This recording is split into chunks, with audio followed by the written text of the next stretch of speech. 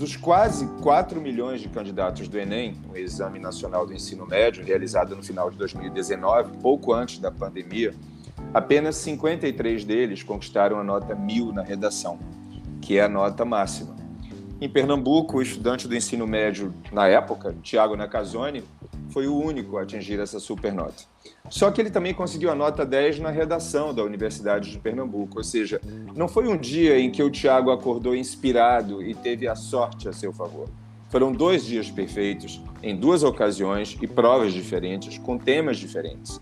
O que prova que, além de conhecimento, cultura e de muita bagagem de conteúdo, o Tiago também usou uma técnica que deu certo.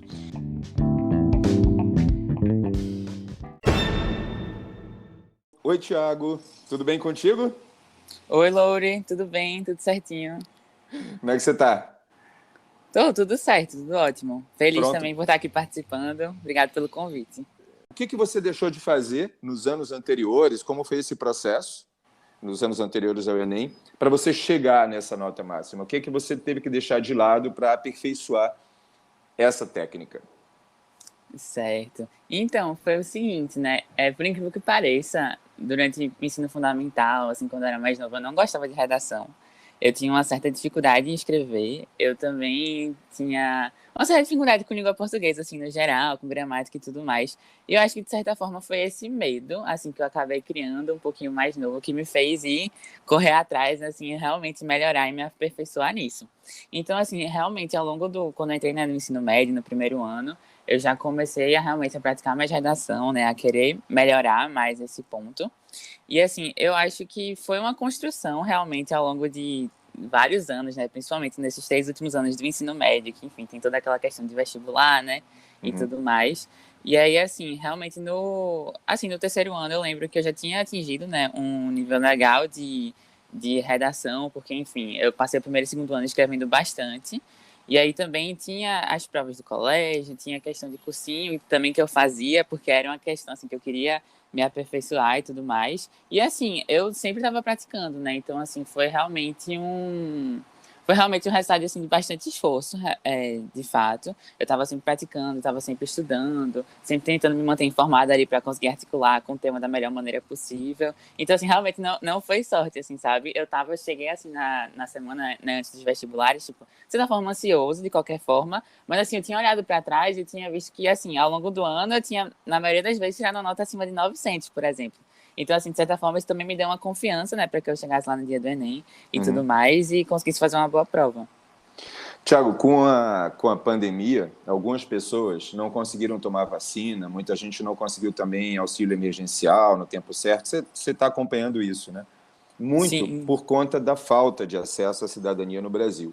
Né? Aquele brasileiro que, por não ter documentos, por não ser um cidadão oficial para o governo brasileiro, digamos assim, com todos os direitos e deveres, sobra na sociedade. Né? E isso a gente sabe que é fruto da extrema desigualdade social no nosso país. O que você escreveria um pouco demais, mas o que viria primeiro à sua cabeça quando você olhasse para o tema da redação desse ano, de 2021, e lesse lá, invisibilidade e registro civil, garantia de acesso à cidadania no Brasil? O que viria à tua cabeça?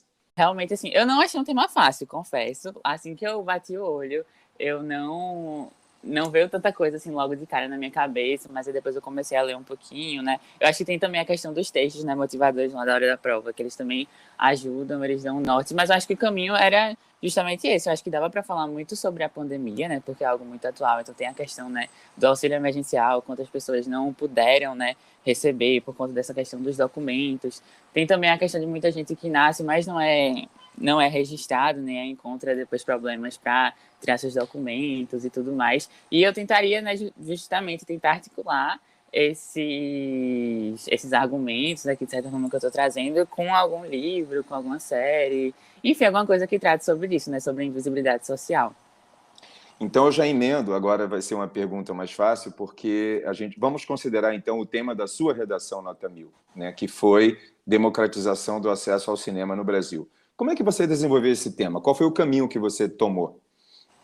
Isso. Então, curiosamente, lá na hora do Enem, diferentemente desse tema de 2021, quando eu vi de 2019, eu gostei muito, por causa dessa questão do cinema. Eu sou uma pessoa que adoro, né, essa parte de arte e tudo mais. Eu sempre ia ao cinema antes da pandemia, né, 2019, tava, quase toda semana eu tava lá. Então, assim, eu vi o tema e eu gostei muito. Então, assim, a partir, né, da leitura dos textos e tudo mais, ele falava justamente dessa questão da democratização, né, no cinema no Brasil, porque realmente não é algo acessível a todo mundo.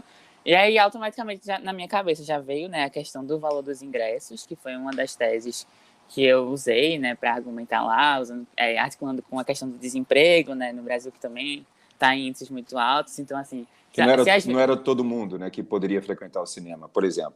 Isso, porque o cinema é uma forma de lazer, né? Então, tem gente no Brasil que não tem nem realmente o que comer, né? Enfim. Então, realmente, essa forma de lazer acaba ficando em segundo plano, né? E justamente com valores tão exorbitantes e tudo mais. E também, eu já tinha pesquisado um pouquinho sobre a história de cinema de rua e tudo mais. E eu tinha visto que era algo muito presente, né? Assim que os cinemas chegaram aqui no Brasil, no século XX. Os cinemas, a partir do tempo com a violência, né, que começou a crescer cada vez mais nas grandes cidades, os cinemas eles saíram, né, do meio da rua, né, que era algo mais acessível a todo mundo, e passaram a se refugiar dentro dos shoppings, né. Então, de certa forma, você também tem esse distanciamento aí de uma parcela da sociedade por estar ali dentro do shopping, daquele ambiente todo controlado, enfim. Aí foi mais ou menos esse caminho que eu segui. E como era sobre cinema, nada melhor do que realmente citar o movimento do cinema, que foi o cinema marginal, que era um movimento do cinema que mostrava, né, um Brasil que não era perfeito, que dava espaço para essas desigualdades. Também citei Tropa de Elite como um filme ali para fazer um paralelo com essa questão da violência urbana. Então foi mais ou menos esse caminho que eu segui. Você teve, não vou dizer sorte, mas enfim, mas foi uma boa coincidência ser um tema em que você gosta tanto, né? Que é cinema, série e tudo mais. Eu li algumas coisas suas, você dizendo que você nem lê tantos livros assim, né? Todo mundo fala, para ter uma redação nota 1000, você tem que ser um leitor absurdo. Você não deixa de ler, óbvio, você está por dentro das notícias e tudo mais, mas o seu lance muito com cinema e com série é muito forte, né? Isso.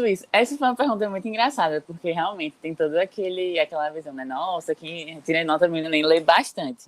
Realmente, assim, em questão de literatura mesmo, livro de história, assim, eu não leio tanto. Realmente é algo que, assim, eu gostaria de ler mais, mas não é algo que faz tão parte do meu hábito. Mas, assim, eu sempre leio.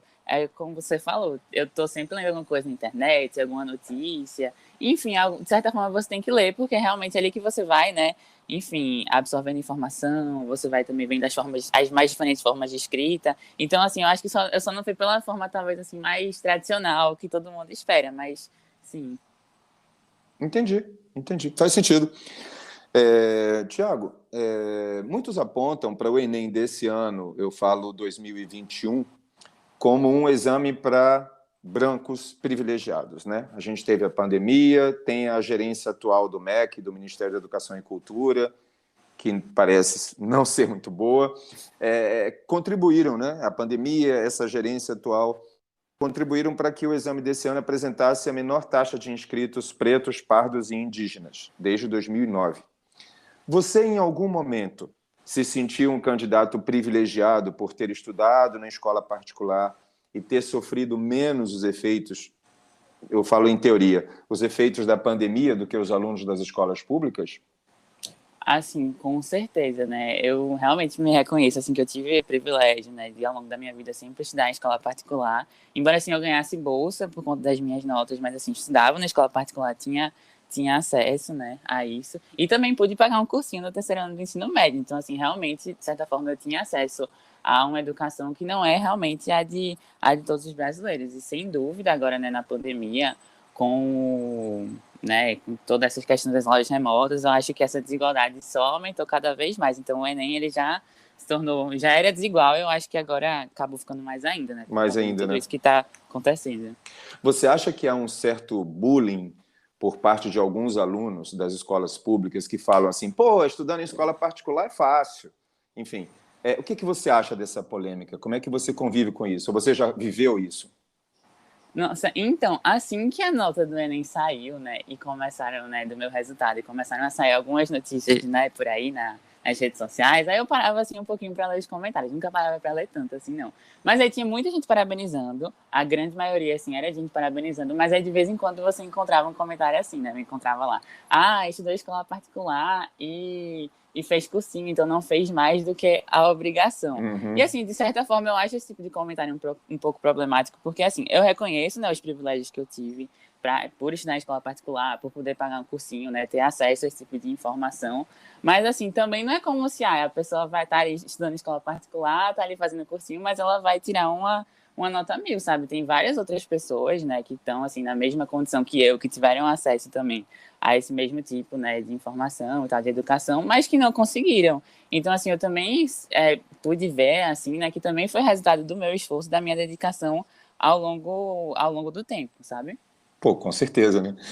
Qual é a sua opinião sobre as cotas, Thiago, nas Então, universidades?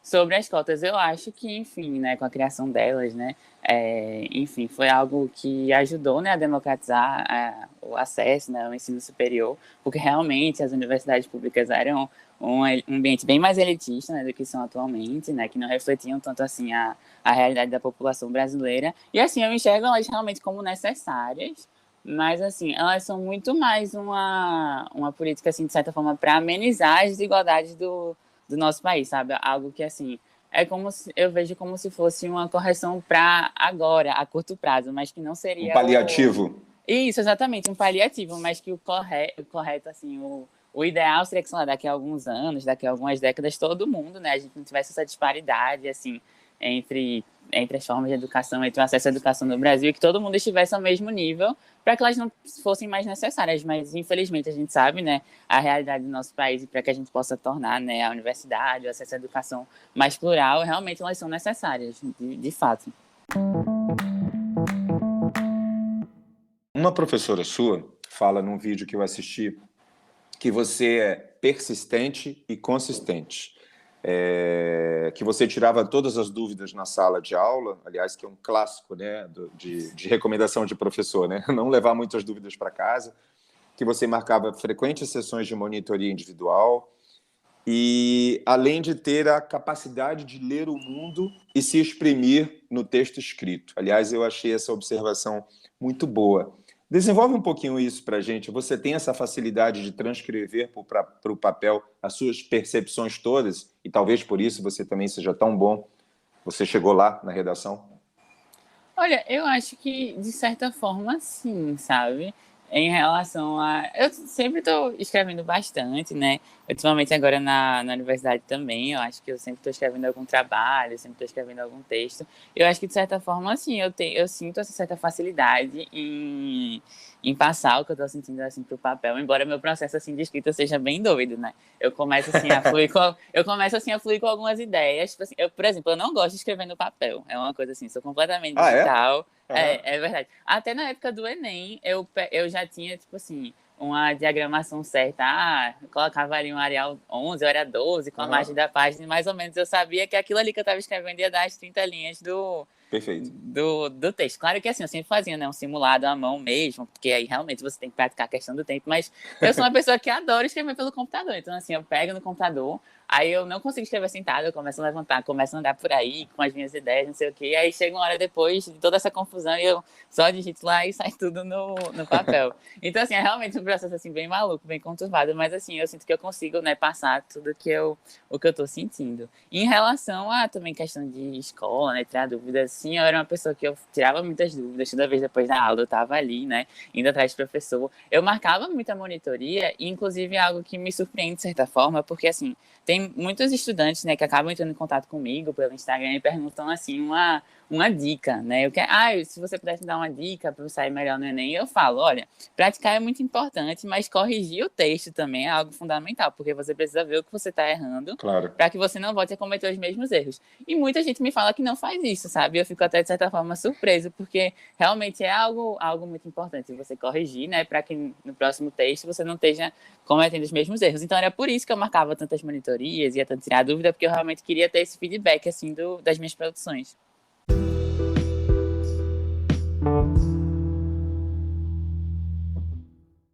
Tiago, dos estudantes nota 1000 em redação, os mais recentes, O mais célebre de todos hoje no Brasil, na minha opinião, ou pelo menos pelo que eu vejo, o mais badalado, o mais conhecido, é o Lucas Felpe.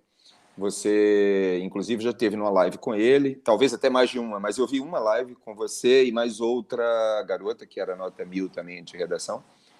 E o Lucas se tornou um influenciador digital de peso, né? Chegou à marca de 10 mil inscritos no YouTube em apenas um mês de canal, alguns dias ultrapassou a marca de mais de 500 mil inscritos, além dos quase 300 mil seguidores no Instagram. Além de tudo isso, ele ainda foi para os Estados Unidos, é estagiário da Facebook, da Amazon, ou seja, ele virou uma celebridade entre os estudantes brasileiros da idade dele e está fazendo dinheiro com isso. A minha pergunta é, você gostaria de estar nesse mesmo barco ou você não se importa com isso? Então, nossa, uma muito boa pergunta, né? Muito legal essa trajetória do Lucas Felps, né? Assim que eu entrei nota 1000 na redação do Enem, ele já tinha vindo conversar comigo, né? E todo ano ele prepara a cartilha, né?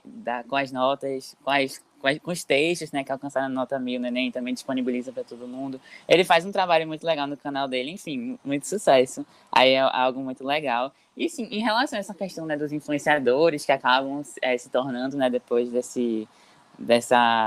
da nota 1000, né, na redação do Enem, é algo que é realmente muito frequente, né? O pessoal sempre grava um vídeo lendo o texto, e foi algo que eu não fiz, né? De certa forma, eu não entrei tanto nesse mundo. Uma pessoa que sempre me cobra isso é minha irmã, ela fica sempre, Thiago, por que tu não gravasse um vídeo? O pessoal faz tanto isso. Mas, assim, de certa forma, eu acho que seria interessante. Às vezes eu fico pensando, nossa, se eu tivesse feito isso, ou sei lá, se eu pegar agora vou fazer um vídeo aqui lendo minha redação, explicando o que eu fiz, para alcançar essa nota e tudo mais. Talvez seja legal, realmente, mas eu nunca tive essa iniciativa, sabe? Eu sempre fui uma pessoa, assim, mais na minha. Toda vez que tem esses convites, assim, de participar aqui hoje, por exemplo, eu sempre aceito fazer uma live e tudo mais. Mas, assim, algo meu mesmo, eu nunca tive tanta essa iniciativa e eu também nunca me importei tanto, sabe? Embora eu ache, assim, legal, mas também, assim, eu também comecei a faculdade agora, tá tudo, assim, bem corrido. E, de certa forma, eu também não encontro tanto tempo, assim, de voltar, assim, para essa questão do Enem e de pesquisar e de estar sempre trazendo informação atualizada, sabe? Eu assisti a uma das muitas entrevistas que você deu na época, né? E numa delas, para uma TV, e o teu pai, o seu Humberto, estava do teu lado. E a repórter pergunta para ele como é que era que você estudava e tal, a relação com eles em casa. Aí o seu pai fala que dentro das limitações dele, palavras dele, sempre que você perguntava a ele, consultava ele sobre uma redação, um texto, por exemplo, e você perguntava muito, ele te ajudava, no sentido de te dizer, e aí eu tenho que abrir aspas, onde faltava coesão e onde faltava fluidez. Fecha aspas. Palavras do seu Humberto, teu pai. Eu achei um comentário muito sofisticado da parte dele, né?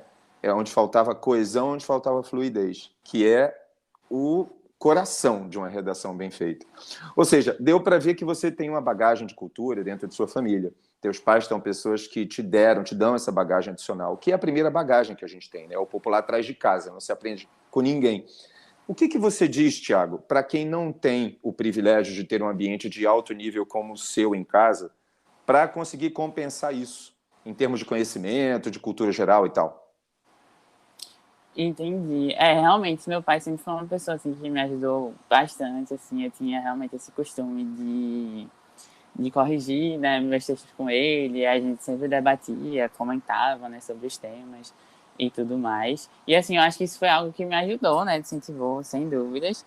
E eu acho que, assim, para quem, sei lá, não tem essa oportunidade, né, de estar tirando, assim, em casa, eu acho que é muito válido procurar, talvez, outras formas, né. Acho que hoje em dia a gente tem, por exemplo, sei lá, a internet, né, que é um meio de comunicação muito forte, que tem várias pessoas, até vários desses próprios influencers, né, que trazem nota 1000 no Enem. Então, aí disponibilizando um conteúdo muito legal, gratuito, né, e de qualidade também para quem é estudante. E eu acho que, assim, acho que também o apoio, assim, por exemplo, professores da escola eram pessoas, assim, que eu também enchia muito o saco, ia muito atrás, debatia bastante com eles, como eu já falei, né, pedia essa correção. Então, eu acho que, assim, eu tentava, assim, as pessoas, assim, mais próximas ali no meu dia a dia para tentar, né, ter alguma resposta, receber algum feedback.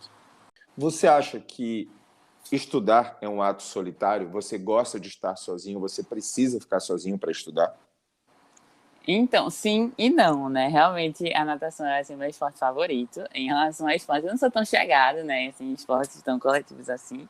Eu acho que na natação, por eu estar sozinho, por eu conseguir me concentrar, por eu fazer só o meu, eu também não estar, sei lá, prejudicando ninguém, eu acho que eu consigo me concentrar mais.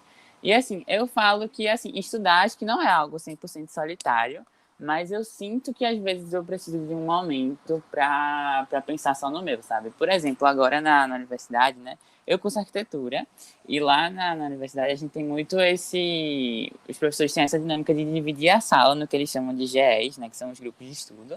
E aí, praticamente, todos os trabalhos são feitos em grupo. Então, a gente está sempre trabalhando em grupo, está sempre tendo que conversar, né? E agora, nas aulas remotas, enfim, a gente passa, sei lá, várias horas do dia em chamada, em ligação, né, debatendo as coisas. Então, assim, eu acho que também não é algo tão solitário, eu acho que você tem sim, né, que às vezes estudar em grupo, né, tirar alguma dúvida com seu amigo, então, mas assim, também às vezes a gente tá fazendo lá o trabalho, e eu falei, peraí, minha gente, eu vou sair um pouquinho, porque eu preciso ler esse texto aqui sozinho, eu preciso pensar um pouco sozinho, e aí depois a gente comenta. Então, eu acho que é muito disso, eu acho que também é uma coisa 100% solitária, né, você precisa também ter o apoio de outras pessoas, ter também esse feedback de outras pessoas, mas eu sinto assim também que de vez em quando eu preciso tirar um tempinho ali só pra mim, pra eu conseguir me concentrar, assim, da forma uma forma assim mais adequada.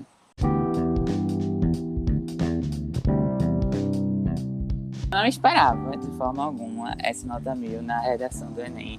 Então, assim, foi algo muito surpreendente. Por mais que eu escrevesse bem, e assim, ao longo do tempo, mas a nota 1000 é algo que, assim, no universo de milhões, 50 pessoas tiram, é um número muito pequeno. Então, eu não esperava de certa forma. Então, assim, para quem tá ouvindo aí, né, que pensa, ou tá, enfim, nessa jornada aí de estudar para prestar o Enem ou prestar algum vestibular, realmente continue estudando, continue se esforçando, que esse seu esforço vai ser, né, valorizado, enfim. E eu também queria agradecer, né, pelo convite de estar podendo aqui falar. Eu sempre gosto muito, né, embora eu não seja assim tão ligado e não tenha tido essa iniciativa, por exemplo, de criar alguma conta no Instagram, um canal meu falando, né, sobre vestibular. Toda vez que alguém me convida para falar sobre isso, eu gosto muito, né, é uma experiência que eu sempre acho muito legal. Então, obrigada aí novamente pelo convite. Imagina, eu que agradeço. Esse é o Thiago Nakazone, 19 anos. 19, né, Thiago? Isso, 19. Aliás, agora. uma dúvida que eu tenho. Quando você fez a redação, você tinha 17 ou já tinha feito 18? Não, eu tinha 17. Exatamente. 17. Tinha 17, estava no terceiro ano. Legal. O Thiago hoje é estudante de Arquitetura e Urbanismo da UFPE, a Federal de Pernambuco, e já é consultor júnior, né? Mas já é consultor júnior de projetos na Arquitetura, em Recife. Tá certo isso? Isso, na Arco Consultoria. Eu sou consultor, já trabalhei. Consultoria. Isso, já trabalhei fazendo alguns projetos. Recentemente eu terminei, né, com uma colega minha, né, fazer um projeto de uma reforma de um apartamento. Então, assim, é algo muito legal de ter essa experiência, assim, já durante a universidade. Enfim, é algo muito enriquecedor mesmo. Cara, anteontem, você estava tirando nota 1000 no Enem, na redação, com 17 anos de idade. Hoje, 2 anos depois, 2 reles anos depois, você já está fazendo o projeto de arquitetura. É muito doido a vida, né? É muito doido. E são coisas assim, eu entrei na Arco agora na metade do ano, né? Fiz o processo seletivo, sei lá, em abril. E sei lá, se eu voltar para janeiro, eu nem imaginava que eu ia estar fazendo isso hoje em dia. Então, assim, é muito doido. Realmente, são coisas assim que acontecem e a gente percebe. É isso aí. Olha só, pessoal, quem está nos ouvindo, no nosso perfil do Instagram, que está na descrição desse, de todos os nossos podcasts, você pode mandar um direct, comentar, sugerir, criticar, falar comigo. Mais do que um ouvinte, você tem voz permanente aqui. É isso aí, Thiago. Olha, muito obrigado, né? Um grande abraço para você. Parece que você vai viajar hoje, né? Então, boa viagem e muito sucesso daqui para frente sempre. Beleza? Beleza. Obrigado, Loure. Muito sucesso também aí no podcast. E é isso. Obrigado. E muito obrigado a você, ouvinte, que está nos ouvindo, por ter nos acompanhado em mais essa conversa até o final. Um grande abraço. Até a próxima conversa, pessoal. Tchau, Thiago. Tchau, um abraço. Um abraço. Até breve.